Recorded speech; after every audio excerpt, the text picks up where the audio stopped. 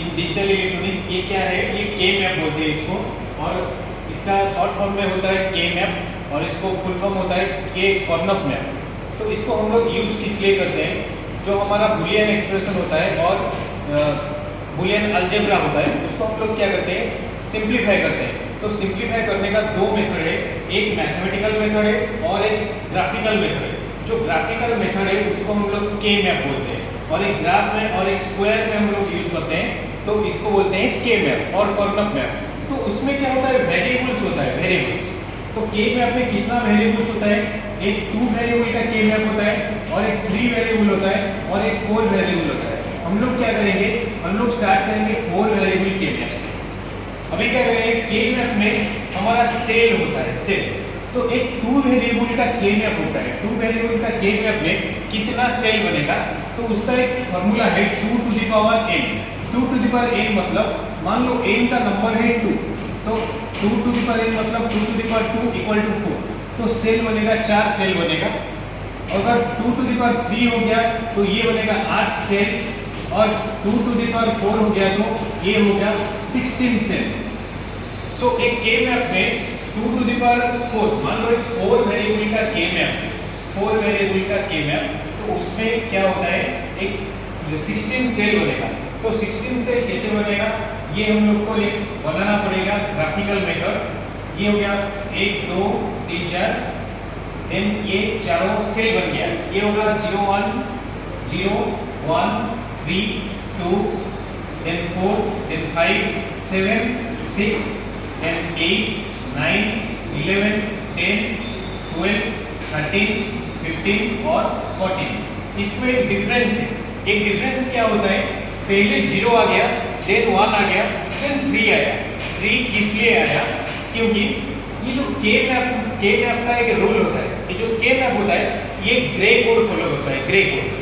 Grey code में क्या होता है, मान लो 0 0 0 1 1 0 और 1 1 होगा।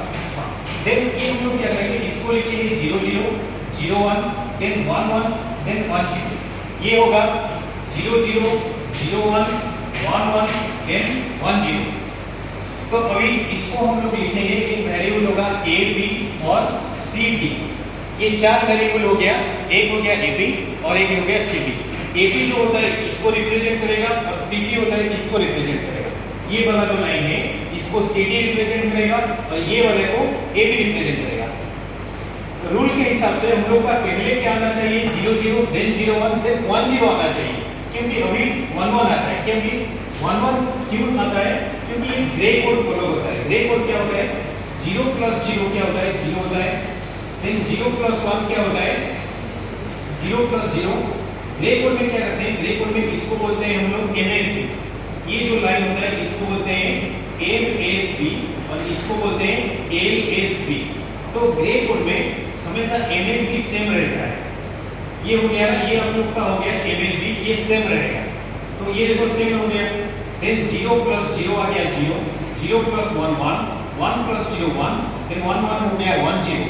1 0 में 0 यहाँ पर रहेगा, 1 नेग्लेक्ट हो जाएगा। तो इसके हिसाब से ये वाला इधर लिखेंगे 0 0 0 1 1 1, देन 1 0। देन ये क्या होगा, और एक रूल फॉलो करेगा, 1 बिट का डिफरेंस आना चाहिए। एक सेल में से एक सेल 1 बिट का डिफरेंस आना चाहिए। तो वो डिफरेंस क्या है, देखो 0 0 यहाँ पर था, यहाँ पर क्या हो गया 0 1 हो गया। डिफरेंस कैसे आया, ये 0 0 रह गया, ये 0 यहाँ पर जाके 1 हो गया। तो ये हो गया दूसरा डिफरेंस। ये 0 आके यहाँ पर 1 हो गया और ये 1 यहाँ पर सेम रह गया, ये भी 1 डिफरेंस आया। यहाँ पर 1 रह गया और ये 1 0 हो गया। मान लो ये 1 0 यहाँ पर होगा और ये 1 1 यहाँ पर होगा।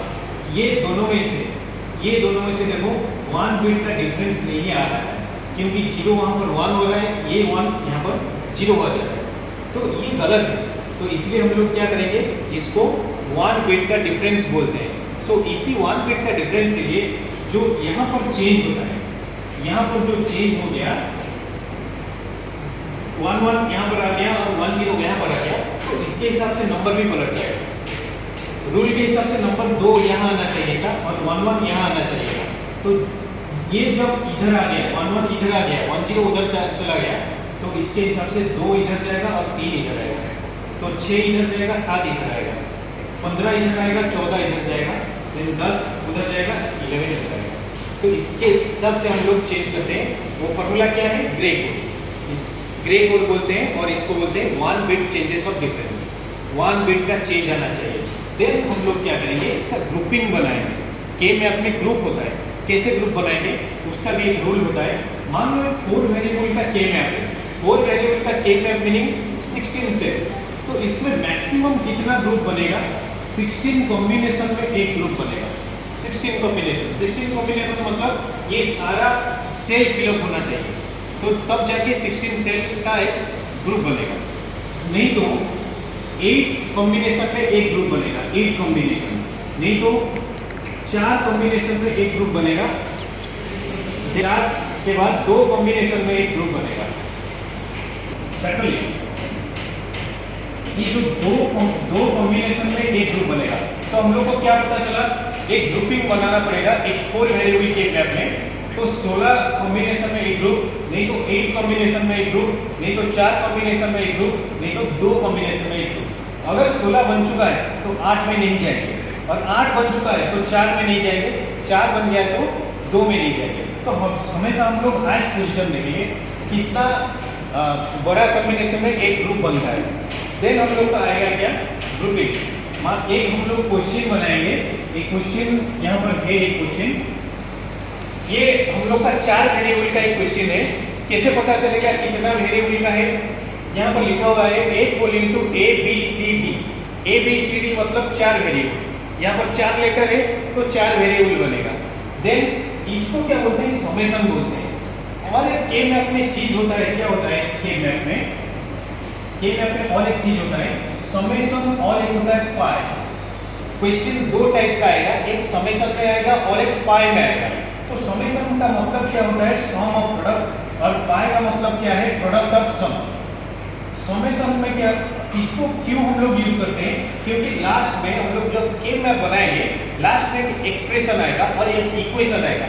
वो इक्वेशन को हम लोग दो तरीके से लिख सकते हैं, एक एसओपी फॉर्मेट और एक यूएस फॉर्मेट। एसओपी फॉर्मेट हम लोग को पता है ए बी, एक ये एग्जांपल है, A B plus B C plus A C, ये होता है हम लोग का एसओपी फॉर्मेट, जिसको बोलते हैं सम ऑफ प्रोडक्ट। इसी चीज को हम लोग क्या करेंगे?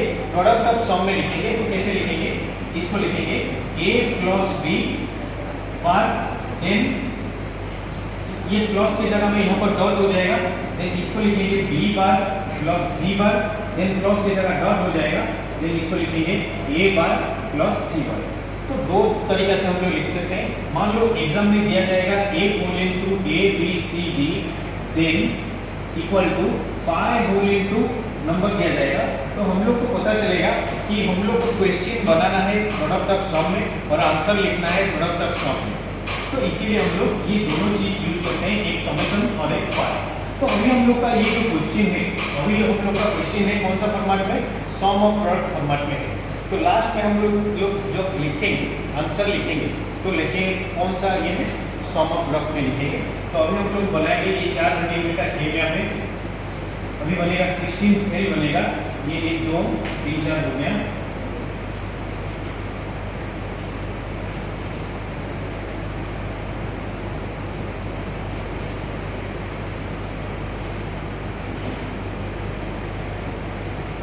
अभी ये जो एसओपी फॉर्मेट में क्या होता है, 0 जहां पर होता है उसमें बार डालेंगे हम लोग, और जहां पर 1 होगा वहां पर नॉर्मल रखेंगे।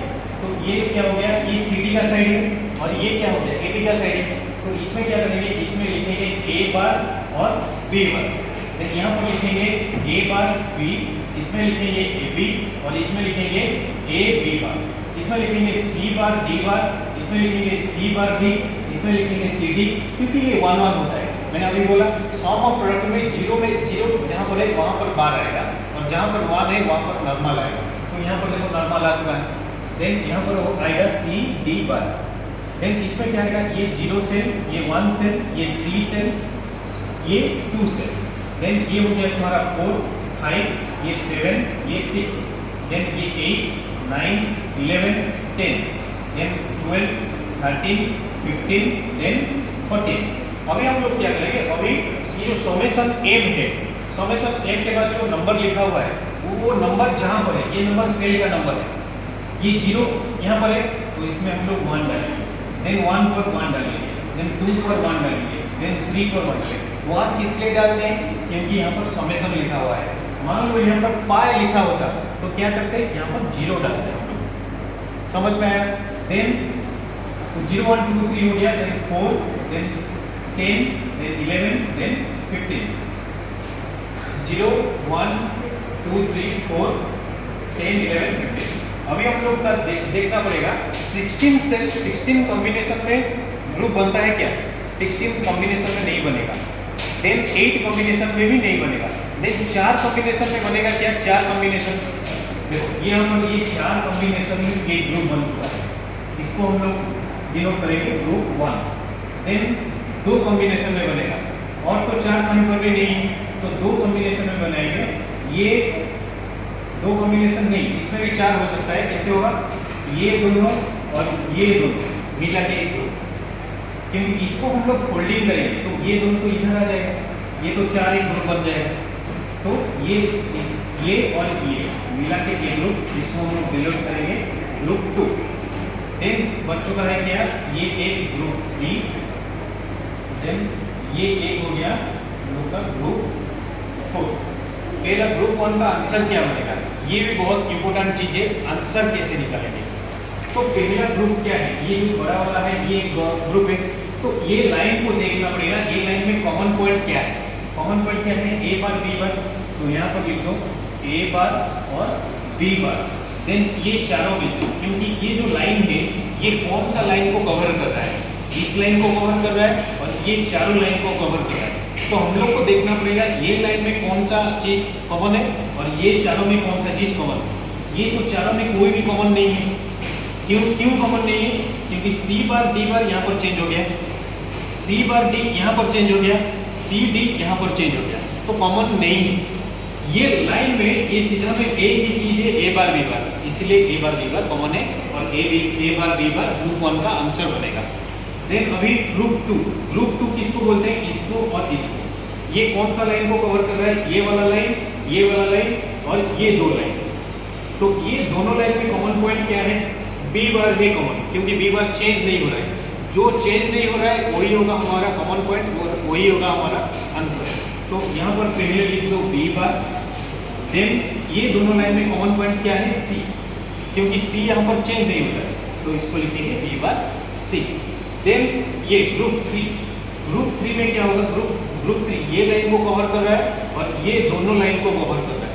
तो ये दोनों लाइन में कॉमन पॉइंट क्या है? ए, तो इसको लिखेंगे ए। और ये सीधा लाइन में कॉमन पॉइंट क्या है? सी डी, तो इसको लिखेंगे सी डी। देन आ गया क्या? ग्रुप 4 में कॉमन पॉइंट क्या है? ये हो गया हमारा ग्रुप 4। ये दोनों लाइन को कवर कर रहा है, ये दोनों में कॉमन क्या है? ए बार, तो इसको लिखेंगे ए बार। देन ये लाइन में कॉमन क्या है? सी बार डी बार। तो फाइनली जब हम लोग आंसर लिखेंगे तो लिखेंगे क्या? इसको सबको हम लोग एडिशन कर देंगे। क्यों? सम ऑफ प्रोडक्ट होगा। मैंने अभी बोला सम ऑफ प्रोडक्ट में कैसे लिखते हैं, तो पहले लिखेंगे A bar B bar plus B bar C plus A bar A C D plus A bar C bar D bar. ये होगा हम लोग का फाइनल आंसर, ये वाला के मैप। सो के मैप में हम लोग को याद रखना चाहिए क्या? कितना कॉम्बिनेशन में ग्रुप बनता है। हम लोग हमेशा क्या करेंगे? हाईएस्ट कॉम्बिनेशन में ग्रुप बनाएंगे। जितना बड़ा कॉम्बिनेशन में ग्रुप बनेगा हमारा इक्वेशन उतना छोटा होगा। तो यहाँ पर मान लो 16 कॉम्बिनेशन होता, मान लो सारा चीज़ यहाँ पर फिलअप होता, तो आंसर हो जाएगा हमारा a = 1। ये याद रखना पड़ेगा। एक सम ऑफ प्रोडक्ट केस होगा तो के मैप में ये सारा सेल फिलअप होगा। मान लो सारा सेल में 1 होगा, तो उसमें आंसर क्या आएगा? 1। उसमें आंसर आएगा 1। अगर प्रोडक्ट ऑफ सम होता तो इसमें सारा सेल में 0 होता, तो आंसर आएगा a = 0। So that's all about K-map or Karnaugh map. Thank you.